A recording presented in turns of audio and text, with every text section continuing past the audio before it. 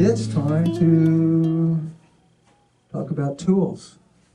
Now, John Jordan started turning with the Dennis Stewart set that came out first in the 70s. And then he started making his own tools and sell them.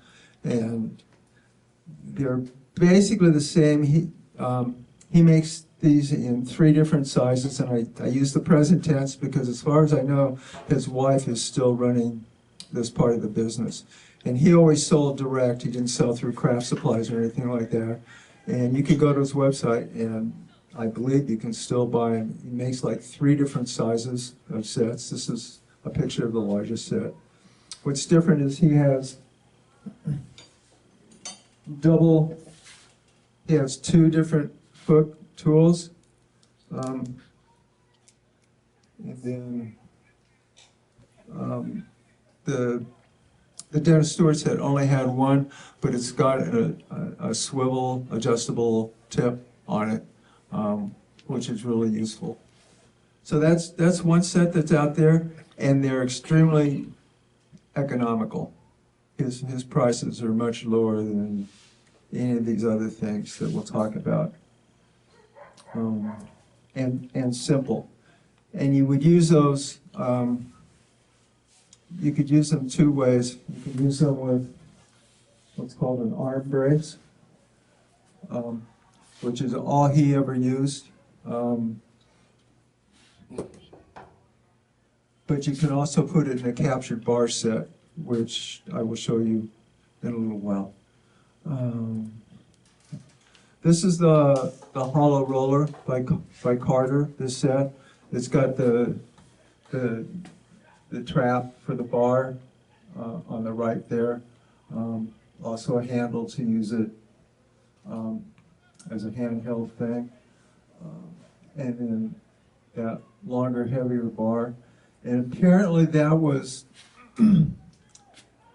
my research says that was developed from Frank Sudol's original setup, which Frank had a bar that was like longer than Larry's here, that we'll talk about in a few minutes. And I mean, it stood back here, and he had this floor stand tool rest. So the thing was like yay long and stuff. We'll show Joukowsky's tools in just a minute. Bill just bought them, got them yesterday and got them to Wells so he could bring them this morning. But he also makes this articulated cutter, which I had never seen before, which I assume works sort of like the swivel tip on my set. But it's an interesting thing. John, question from somebody who doesn't know about this. What is the advantage of having this extremely long arm on it? Okay, I would mention this later, but as your vessel gets taller, okay, your tool rest can't go inside, like you might do with a bowl. Right. So you're hanging off the tool rest more and more. And like this one, Okay. So you need leverage. you need weight and stiffness. This is my answer to it. This goes in the same set of handles that I have, but it's, as you can see, much heftier. And when you get a ways over the tool rest, this helps a lot.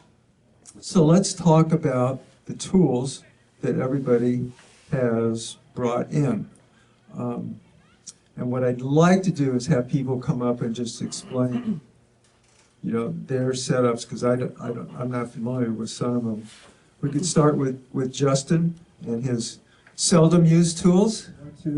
I was walking along, going somewhere, and David Ellsworth comes up next to me, and we're talking, and I said, yeah, I'm going to try making a hollow vessel. It was years before I got to it, but he said, so you have tools? And I said, yeah, I just bought the Dennis Stewart set. He says, oh yeah, those work okay.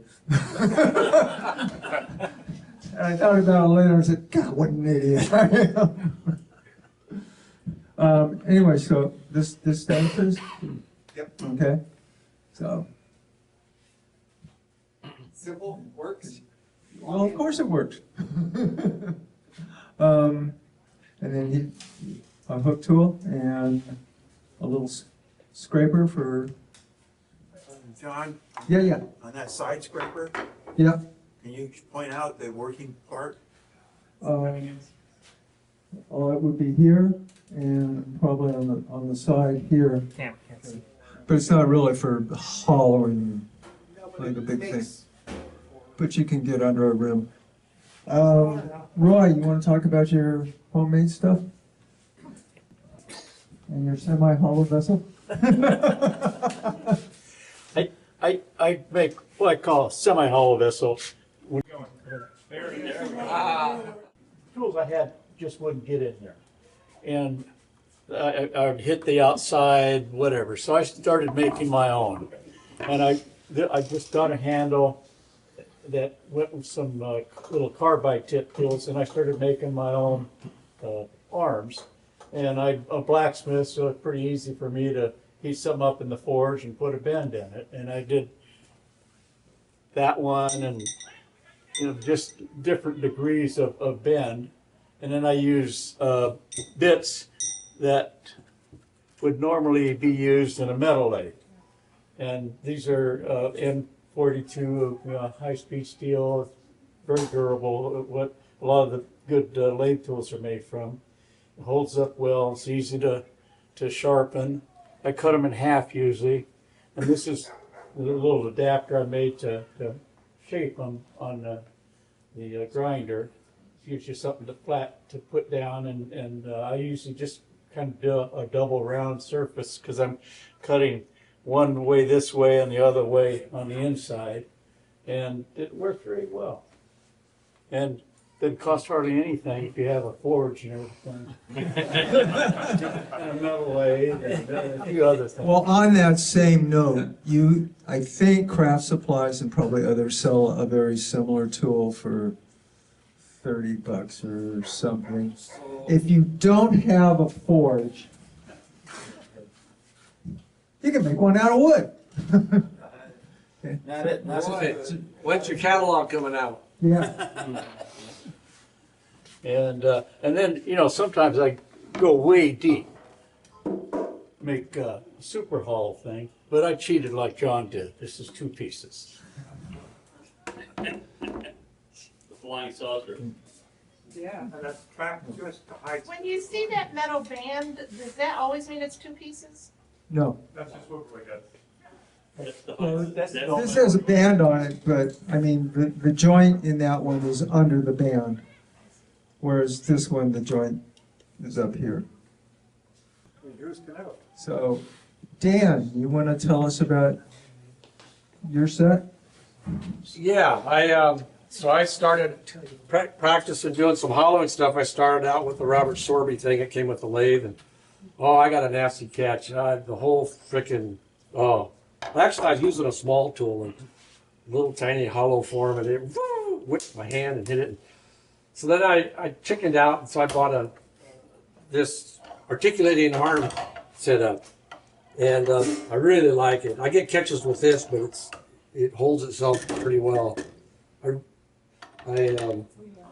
have this set up for the laser, so you can adjust it so you can see the tip here. Yeah, I'll talk about how to do that later. Okay. One nice thing about this laser setup, this pivots, so you don't have to remove the tool to line it up. That's one reason I got this from Jeff Salter, and really like it. Got a curved one too. Trent Bosch, I like it. So, do you have a ballpark on how much a set? I think they're like $500 for the whole set. $450 for this, and $200 something for 3 of these tools. Okay. And then this is, I forget, a couple hundred. As a comparison, Jordan's large set is like $225 or $250 or something for all 3 tools. Maybe for the arm brace too. I'm not sure. One thing I'll say about that too is this thing, it works good for something up to maybe 12 inches. Anything more than that, you're gonna Need something a little bigger. Yeah, Yeah, if you get the larger elbow, you can get a 1-inch adapter sleeve. So you can put a 3/4 inch adapter sleeve, so you can put a larger tool in the same thing from Print Bosch. You probably have to buy a big. I need a steady rest before I do that. No. I don't have a steady rest yet. okay, Larry, do you want to tell us about, All right. you got Okay, so Joe Cox and I were looking at a video of a guy in Hawaii that was making hollow forms this tall. And we're like, oh my gosh, how can we do this? And we came up with the hollowing tool. And this uses different bits for metal cutting. And they're just screwed in. But to do this, he made a tool rest to go in the back end. This is not the one that's in front of the piece.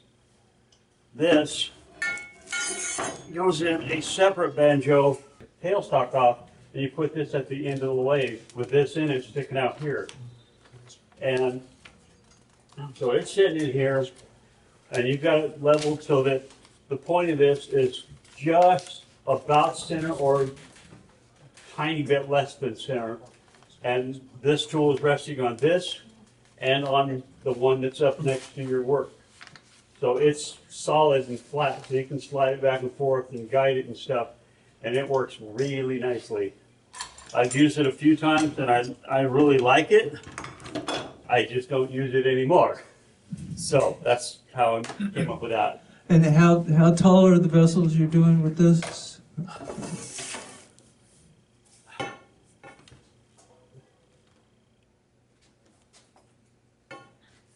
I'm 6'4". Yeah. So, What's the tallest thing you've made with it? about 20 inches. Okay, so it's not 6'4". No, I haven't gotten brave enough to stick a big piece of wood like that on my lathe.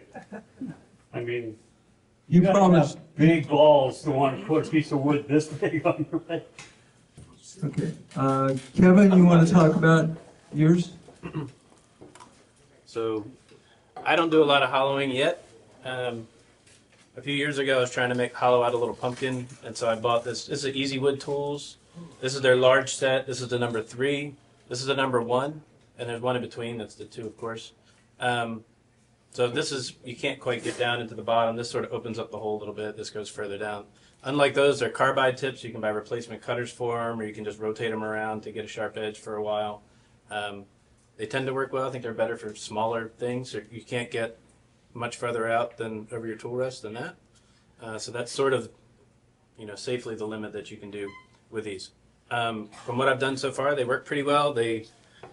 I think that the bigger ones are like on the order of 130 to 150 bucks each. So they're a little on the spendy side.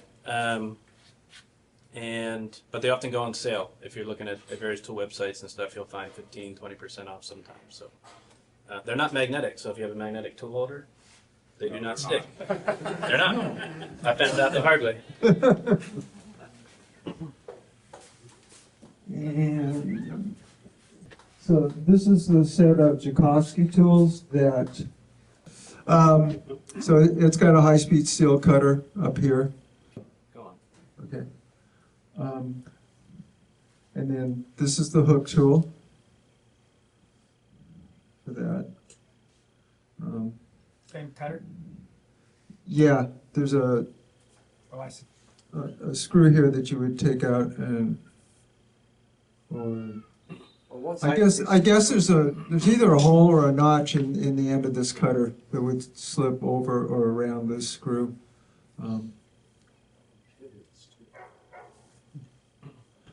Anyways, there's that. And then, I'm not, this articulated cutter goes on a similar kind of bar, only with only half the notch. It's not a notch, it's more of a step, maybe. Lap joint. Yeah. Getting all technical. I like it. I have a set, I didn't bring it, but I have a set of Tchaikovsky's rocket tools, which are the smaller version, Uh-huh. and they're for doing smaller vessels than what was shown on the screen, like for his vessel. Yeah. for small Um, stuff. Now, like John Jordan's small set like that was like $85, you know? Yeah. And then it comes with a bunch of different little cutters and stuff, which I won't break out. And one last thing, if, you know, you can make your own too, even if you don't have a forge. So this is a set that I made. This is the straight set, or the straight bar, and this is the hook set. And I put a very special handle on this one. And I use this for like Christmas ornaments and stuff, you know, where you're doing balls like this kind of size, whatever, works real well. And interestingly, I once had a commission for this guy that was a volunteer on an archaeological dig in South America, and he was going back. He said there was this lady there that he wanted to impress. I think this guy was recently divorced too. And he said they unearthed a bowl form. It was basically a pretty basic bowl, but it had a hollowed out bottom, and it was pretty small. And what I ended up doing was grinding off an Allen wrench, putting a scraper tip on the short end of it, and using that to hollow out the bottom of that bowl. So you can make shop-made tools out of most anything. Another interesting thing is if you buy one of these cutters from Craft Supplies or something, I think they're like $27 or something. You can go online to a machine shop like, what is it, Roy? MSC? Are you familiar with it? Never mind. MSC. Yeah, and you can buy like 4 or 5 of these for $5 or something, and cut them in half and make 2 out of each one of those. Which was an advantage in this.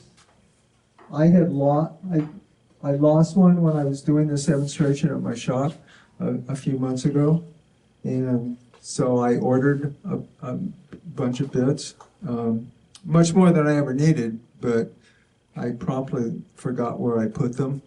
But if you order another set, you'll find out. Yeah, well, I lost my little sharpening jig. I think it got in the shavings and got lost, so I made another one. But while I was looking for the one that I lost, I discovered the bits. So it wasn't a lost cause.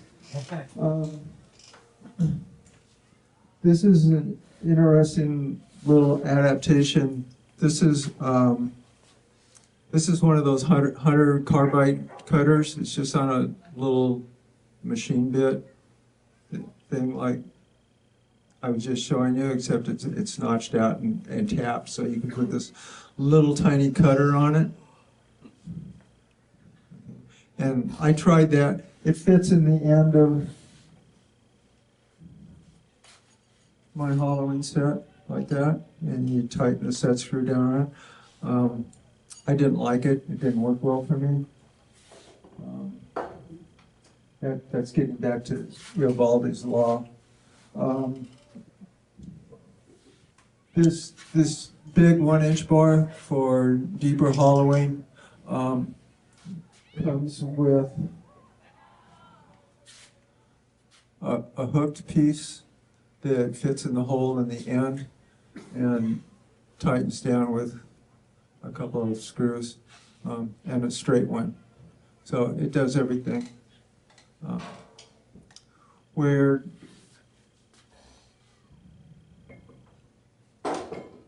So that's another option. And, well, I'll talk about captured bars later. Captured bars later. So, well, I will say my captured bar set, this addition to to this hollowing set that I have. That cutter are from Lyle Jameson, who's in Indiana or Illinois. Illinois. He got famous years ago for doing these slightly turned and a lot of carving, hollowed, sculptured forms of female forms and stuff. And he did vessels that were like 5 hollow vessels that were all out of one piece, joined together like in a circle, and were pretty cool. So those are some examples of tools and things you can make, and how do you do it? How do you actually do it?